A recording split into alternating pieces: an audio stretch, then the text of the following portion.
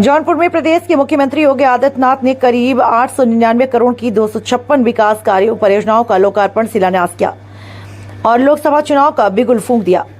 उन्होंने कलीचाबाद में महाराणा प्रताप जी की प्रतिमा का अनावरण भी किया। साथ ही बीआरपी इंटर कॉलेज में विभिन्न परियोजनाओं का लोकार्पण शिलान्यास और विभिन्न योजनाओं के लाभार्थियों को प्रमाण पत्र वितरित करने के बाद बताया कि देश में मोदी जी के नेतृत्व में तीसरी बार सरकार बनने जा रही है, क्योंकि देश प्रदेश की दोनों सरकारों ने जनता के विकास के लिए काम किया। जौनपुर के बारे में उन्होंने खास तौर पर कहा कि यहां पर 3300 करोड़ रुपए उद्योगपतियों ने लगाकर लोगों को न सिर्फ रोजगार देने का काम किया, बल्कि विकसित भारत में अपना योगदान प्रदान कर रहे हैं। न्यूज 11 टीवी की रिपोर्ट, शिवेंद्र प्रताप सिंह।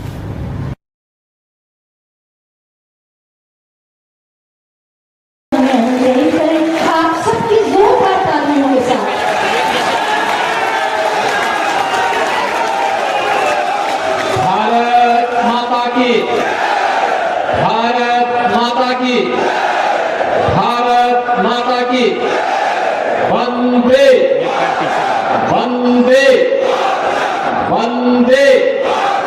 महाराणा प्रताप की महाराणा प्रताप की महाराणा प्रताप की जय श्री राम। वीर शिरोमणि महाराणा प्रताप की मूर्ति के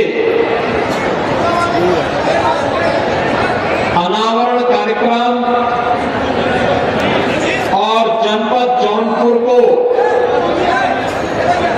लगभग 900 करोड़ रुपए की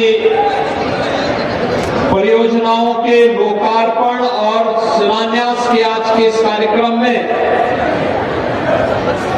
मंच पर उपस्थित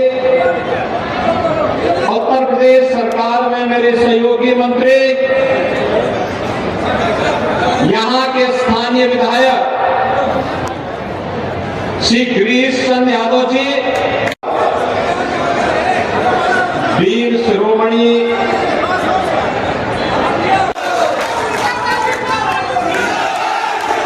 भैया बहनों, जो भी सुरक्षा के साथ खिलवाड़ करेगा उसको उसकी कीमत चुकानी पड़ेगी।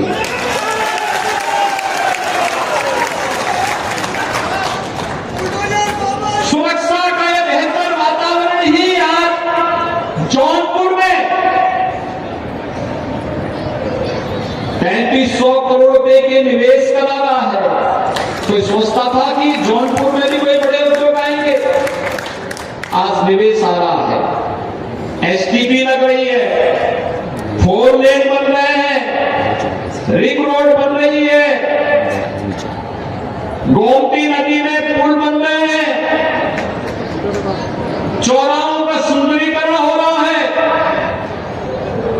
हर गरीब को राशन की सुविधा का लाभ मिल रहा है।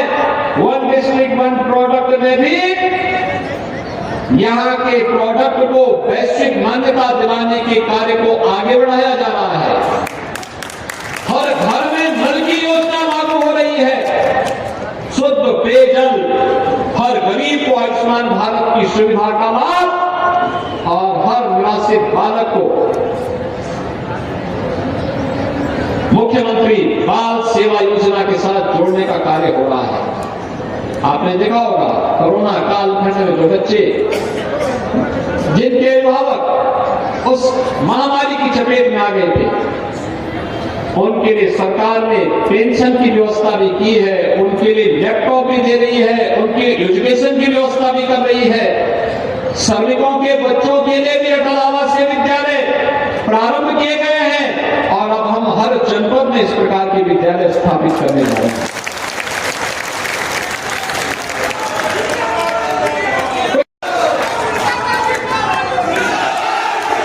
भैया बहनों, जो भी सुरक्षा के साथ खिलवाड़ करेगा उसको उसकी कीमत चुकानी पड़ेगी।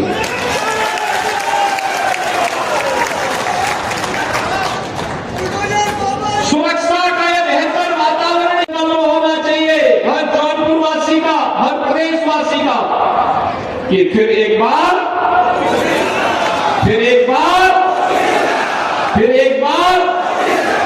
मोदी सरकार और मोदी सरकार के लिए आवश्यक है, यहां पर भी वह करके दिखाना है। तैयार है ना सब लोग? सभी लोग सहमत हैं? सभी लोग सहमत हैं? मोदी जी की सरकार के लिए घर घर कमल खिलाना होगा। सभी लोग सहमत है ना? और यही कमल लक्ष्मी लेकर के आएगा, मां लक्ष्मी को यही लेके आएगा और उसी से भी बड़े बड़े विकास के युग कार्य होंगे।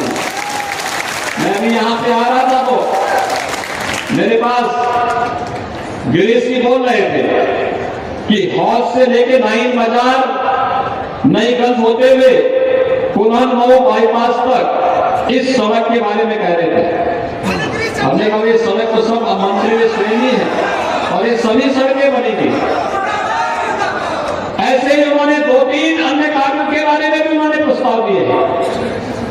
लगातार काम करते हैं, लगातार मेहनत करते हैं, पूरे प्रदेश में भ्रमण करते हैं, खेल और खिलाड़ियों के लिए नई पॉलिसी लेकर के आते हैं। पहली बार आपने देखा होगा आपके विधायक कैसे कार्य करते हैं। 500 खिलाड़ी इन्होंने खेल विभाग के माध्यम से आज अलग अलग पुलिस में और अलग अलग विभागों में उन्होंने भर्ती करवा दी। जो खिलाड़ी देश के लिए मेडल जीते हैं, हर जिले में स्टेडियम, ब्लॉक स्तर पर मिनी स्टेडियम के निर्माण का कार्य युद्ध स्तर पर चल रहा है। गांव-गांव में खेल का मैदान भी बन रहा है। तो वही स्पीड इन सड़कों के लिए, विकास के कार्य के लिए भी होगा। और भाइयों बहनों, इस स्पीड के लिए हमें मां लक्ष्मी को खुश तो करना पड़ेगा और उसके लिए कमल का फूल आवश्यक है। समझे ना? फिर एक बार सभी लोग सहमत हैं? मैं आज के इस अवसर पर एक बार फिर से जौनपुर वासियों को इन 900 करोड़ रुपए की परियोजनाओं की बधाई देता हूं। महाराणा प्रताप की भव्य प्रतिमा की स्थापना के लिए समिति और यहाँ के जनप्रतिनिधियों को, कृपाशंकर जी को, जिन्होंने संयोजन करके इस भव्य प्रतिमा को वहां पे स्थापित किया, इसके लिए उन सबका अभिनंदन करते हुए अपनी वाणी को यहीं पे बना देते, जिन्होंने जनता के साथ अपने आप को जोड़ करके भावनाओं का सम्मान किया, अपने शब्दों के माध्यम से उसको जीवंतता प्रदान की। और आज जौनपुर में हम लोग इन सभी कार्यक्रमों के साथ जुड़ते हुए आ रहे हैं। मुझे प्रसन्नता है कि यहाँ पर तमाम विकास के उन कार्यों को आगे बढ़ाने का काम किया और उन कार्यक्रमों को आगे बढ़ाने के साथ ही यहाँ पर विकास की जिन योजनाओं का लाभ यहाँ की जनता को प्राप्त हो रहा है, वे सड़क से भी है, पेयजल से भी जुड़ी हुई है, यहाँ के समग्र विकास से जुड़ी हुई परियोजनाएं हैं जिनका लाभ जौनपुर वासियों को प्राप्त होगा। और मैं आपको इस अवसर पर एक बात के लिए आश्वस्त करूंगा, क्या जो विकास का लाभ मिल रहा है बिना भेदभाव के मिल रहा है, सुरक्षा का एक बेहतर वातावरण करने का प्रयास किया गया है, निवेश और रोजगार की नई संभावनाओं को विकसित करने का कार्य आगे बढ़ाया गया है। यह तभी संभव हो पाया है जब मोदी जी के नेतृत्व में डबल इंजन की सरकार उनके मार्गदर्शन में तेजी के साथ आगे बढ़ने का काम कर रही है। और इसीलिए अब हमारा एक ही संकल्प होना चाहिए, एक ही संकल्प होना चाहिए 2024 का, दुनिया की बड़ी ताकत बने हर भारतवासी का एक संकल्प होना चाहिए। मोदी जी इसी बात को लेकर कह रहे हैं, आत्मनिर्भरता का लक्ष्य प्राप्त करना, गुलामी के अंशों को समाप्त करना, अपने नागरिक कर्तव्यों को मानना, जाति पार्टी के आधार पर विभाजित करने वाले लोगों से पूरी तरह अपने को दूरी बनाए रखना। ये लोग जाति के नाम पर तो आते हैं लेकिन अपने परिवार के बारे में ही सोचते रह जाते हैं, परिवार से उभर नहीं पाते। आपने देखा होगा पिछली सरकारें यही करती थी। हमें देश के बारे में सोचना है, समग्र समाज के बारे में सोचना है और मोदी जी का यही संकल्प है सबका साथ, सबके विकास का मंत्र इसी संकल्प को आगे बढ़ाने की कड़ी है। उसी कड़ी को आगे बढ़ाने के लिए एक तरफ राष्ट्र नायक वीर शिरोमणि महाराणा प्रताप की भव्य प्रतिमा का लोकार्पण, मैं धन्यवाद दूंगा समिति को भी, कृपाशंकर सिंह जी को भी, गिरीश यादव जी को भी, यहाँ के सभी जनप्रतिनिधियों को। कितनी भव्य प्रतिमा और कितना भव्य वहां पे चौराहा और पार्क बनाया गया है, यानी कितना भव्य बनाया गया। राष्ट्र नायकों के प्रति जब सम्मान का एक भाव होगा तो बहनों और भाइयों, दुनिया की कोई ताकत उस देश और उस समाज का बाल बांका नहीं कर पाएगी। भाइयों बहनों, राष्ट्र नायक महाराणा प्रताप के इस शौर्य और पराक्रम को इस जौनपुर के ही बगल में जनपद है मऊ, वहां के एक राष्ट्र कवि हुए श्याम नारायण पांडे जी ने ही हल्दी घाटी के माध्यम से दुनिया के सामने किस बोझपूर्ण तरीके से रखा था। तब पांडे जी अपने कवि सम्मेलनों के माध्यम से हल्दी घाटी का वाचन करते थे, पूरी जनता झूम उठती थी उसके साथ में। मैं इस अवसर पर उनको भी विनम्र श्रद्धांजलि अर्पित करता हूं, उनकी स्मृतियों को नमन करता हूं। स्वास्थ्य की सुविधा मिल पाएगी, स्वास्थ्य की सुविधा मिल पाएगी, लेकिन आज संभव हो पाया है। स्वर्गीय Umanath Singh government medical college आज निर्माण के अपने अंतिम चरणों में चल रहा है। भाइयों बहनों, जौनपुर में अपना मेडिकल कॉलेज हो, जौनपुर में विश्वविद्यालय अच्छे ढंग से काम करे, एक सपना था, आज हकीकत है, और यही डबल इंजन सरकार की ताकत है। उसी ताकत का एहसास कराने के लिए आपके पास हम लोग आए हैं, कहने के लिए आए हैं कि डबल इंजन सरकार स्पीड भी बढ़ाती है, आपके स्केल को स्किल के साथ बदलने का कार्य करके स्थानीय स्तर पर ही रोजगार सृजन के कार्यक्रम को आगे बढ़ाती है, और यह कार्यक्रम एक निरंतरता प्राप्त कर सके, इसको लेकर के ही आज हम सब यहां पर आए हैं। बहनों और भाइयों, प्रधानमंत्री मोदी जी के नेतृत्व में जिस नए भारत का हम दर्शन कर रहे हैं, विकसित भारत की परिकल्पना को साकार हम तब कर पाएंगे जब जनपद स्तर पर भी उस प्रकार का मंथन प्रारंभ हो। जनपद स्तर पर जिले के लिए कार्य योजना तैयार हो गई, लेकिन जिला की छोटी इकाई ग्राम पंचायत है, नगर पंचायतें हैं, इनको भी तैयार होना होगा। ये भी आत्मनिर्भर बने, ये भी इस विकास की दौड़ के साथ सरपट दौड़ते हुए दिखाई दे, और जो भी सरपट दौड़ करके आत्मनिर्भरता के लक्ष्य को प्राप्त करेगा वह विकसित भारत की परिकल्पना का सारथी माना जाएगा, और वह इस अभियान का एक महत्वपूर्ण हिस्सा होगा। इसी के लिए प्रण का एक संकल्प प्रधानमंत्री मोदी जी ने प्रत्येक नागरिक को दिया था। बहनों भाइयों, उसमें गुलामी के अंश को सर्वथा समाप्त करने का भी एक संकल्प है, और महाराणा प्रताप देश में गुलामी की जंजीरों को तोड़ने वाले एक महानायक की मदद है। याद करिए, उन्होंने जाति मत मजहब से ऊपर उठ करके उन्होंने एक ही बात कही थी, सब कुछ होगा, घास की रोटी खाऊंगा, लेकिन विदेशी हुकूमत के सामने शीश नहीं झुकाऊंगा, अपने स्वाभिमान के साथ सौदेबाजी नहीं होने दूंगा। इसके लिए लड़ते रहे। अकबर उस समय के बड़ी सेना के रूप में जाने जाते थे, लेकिन महत्वपूर्ण ये नहीं, बड़ी सेना महाभारत में भी तो कौरवों के पास बड़ी सेना थी, लेकिन अंततः विजय तो 5 पांडवों की ही हुई थी। ऐसे ही महाराणा प्रताप ने संकल्प लिया था, मैं इस विदेशी आक्रांता के सामने अपने स्वाभिमान को गिरवी नहीं रखूंगा और इसके लिए उसके खिलाफ लड़ते रहे और अपने जीवन में ही उन्होंने वे सभी दुर्ग और किले वापस ले लिए थे जो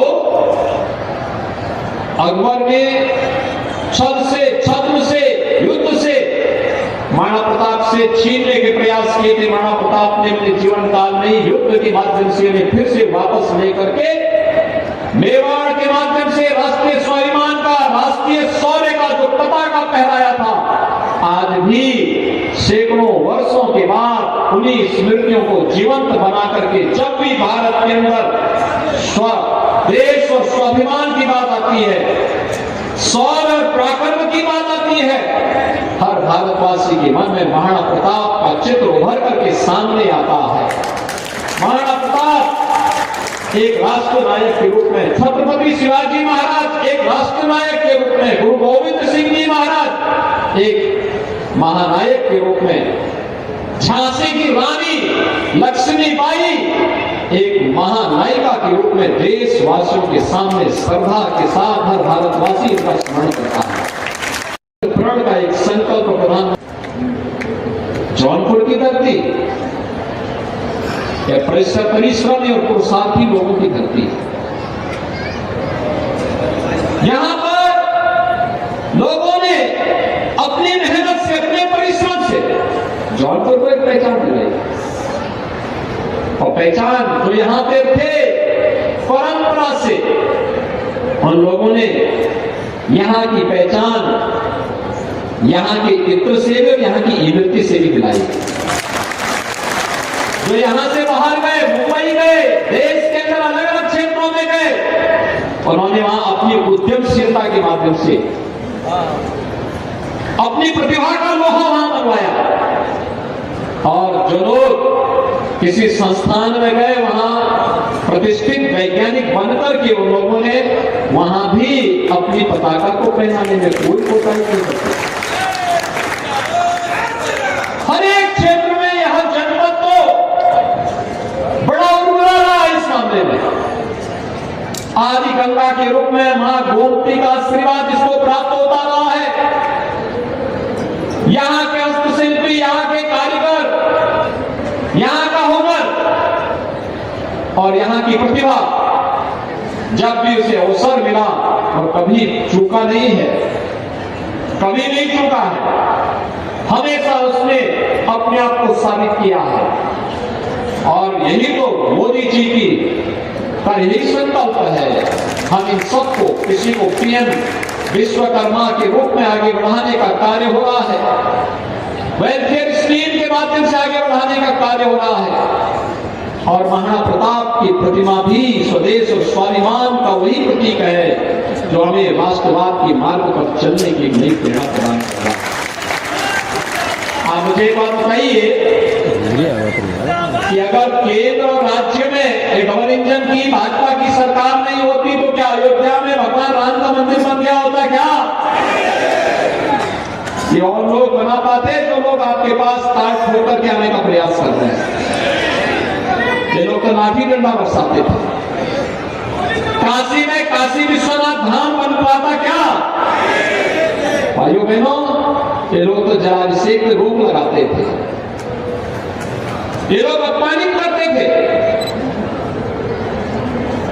ये लोग भारत के अंदर पर्व और त्योहारों के पहले दंगे करवा देते थे,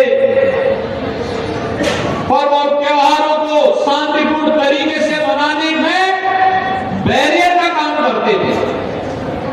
आज सरकार बैरियर नहीं बनती, आज तो शांतिपूर्ण तरीके से पर्व और त्योहार मनाने के लिए प्रोत्साहित करती है, उस प्रकार का सपोर्ट करती है, सहयोग करती है। जहां पे कोई बड़ा आयोजन होता है वहां पे पुष्प वर्षा भी करती है, सुरक्षा की पुख्ता व्यवस्था भी करती है। और भाइयों बहनों, मैं आज इसीलिए आपसे कहने के लिए आया हूं, सुरक्षा के साथ खिलवाड़ करने की छूट नहीं देते किसी को भी नहीं। वीरों की धरती पर वीर शिरोमणि की इस भव्य प्रतिमा के लोकार्पण के लिए मैं आप सबको हृदय से बधाई देता हूं, आपका अभिनंदन करता हूं। मैं आपका अभिनंदन इस बात के लिए भी करता हूं, नगर निकाय चुनाव में मैं आया था और दशकों की जो एक ख्वाहिश थी कि यहां भी कमल खिलना चाहिए नगर पालिका परिषद में, आप लोगों ने श्रीमती मनोरमा मौर्य जी को विजयी बना करके यहां पर भी ट्रिपल इंजन की सरकार चलाने के लिए अपना बहुमत दिया। इसके लिए भी मैं आपका अभिनंदन करता हूं। और बहनों भाइयों, जब यहां पर आएंगे तो स्वाभाविक रूप से विकास की परियोजनाओं का लोकार्पण, जिनके लिए हमारे जनप्रतिनिधि लगातार मेहनत करते हैं, प्रयास करते हैं, उन प्रयासों और संघर्षों का परिणाम जनता जनार्दन को सौगात के रूप में लगभग 900 करोड़ रुपए की परियोजनाओं की सौगात यहां प्राप्त हो रही है। इसकी भी मैं जौनपुर वासियों को हृदय से बधाई देता हूं। बहनों और भाइयों, आज हमारा देश बदल चुका है, एक नए भारत का दर्शन हो रहा है। मैं देख रहा था बदलापुर के हमारे विधायक पैदल ही हजारों कार्यकर्ताओं के साथ अयोध्या धाम का दर्शन करने के लिए। गिरीश यादव जी को कल जाना था, लेकिन आज के कार्यक्रम के नाते उन्होंने अपने को यही रोका। अब वे भी यहाँ के कार्यकर्ताओं के साथ अयोध्या धाम का दर्शन करने के लिए जाएंगे। ये है नया भारत। याद करिए, पहले जय श्री राम का नारा लगाने पर लाठियां बरसती थी, और अब दुनिया जय श्री राम का दर्शन करने के लिए ये है नया भारत। आपकी आस्था का भी सम्मान है, और साथ साथ आपने देखा होगा मंच पर मोदी जी की गारंटी कैसे वेलफेयर स्कीम के माध्यम से दी जा रही है। यह भी आपने देखा होगा, गरीब कल्याणकारी योजनाओं का लाभ बिना भेदभाव के समाज के हर तबके को देकर के उसकी आजीविका की पुख्ता व्यवस्था भी की जा रही है। ये नया भारत है,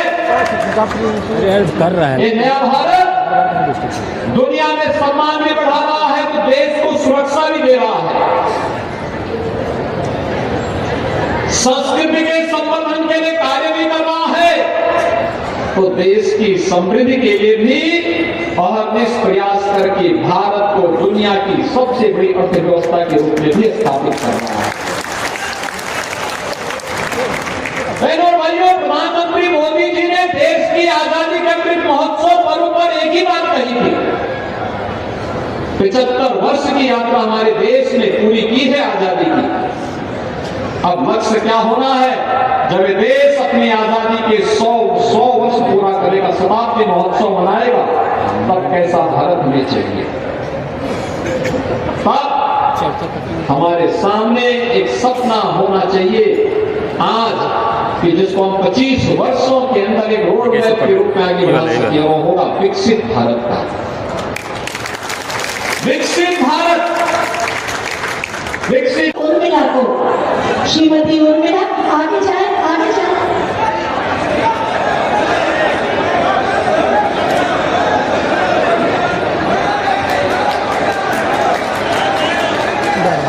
जोरदार तालियों से उनका उत्साह बढ़ाएं।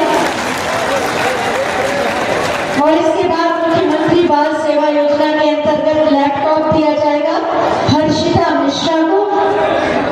लैपटॉप हर्षिता मिश्रा को।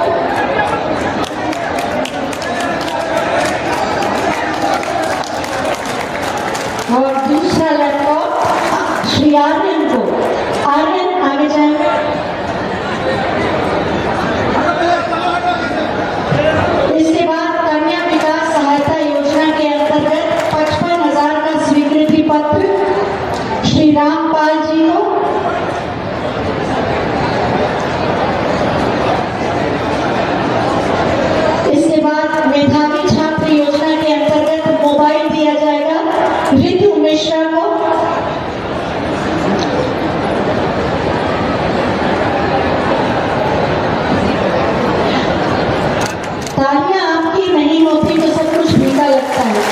मेधावी छात्र योजना के अंतर्गत एक और मोबाइल साक्षी शुक्ला को। इसके बाद फार्म मशीनरी ब्रांड के अंतर्गत ट्रैक्टर चाबी का वितरण प्रदान की जाएगी अखिलेश पांडे को। पीएस कुसुम योजना के अंतर्गत सोलर पंप इरिगेशन चयन पत्र सुरेंद्र कुमार प्रजापति को। और मुख्यमंत्री युवा स्वरोजगार योजना 10 लाख का डेमो चेक पवन प्रतीक सिंह जी को। बहुत बहुत धन्यवाद माननीय जौनपुर को ये उपहार देने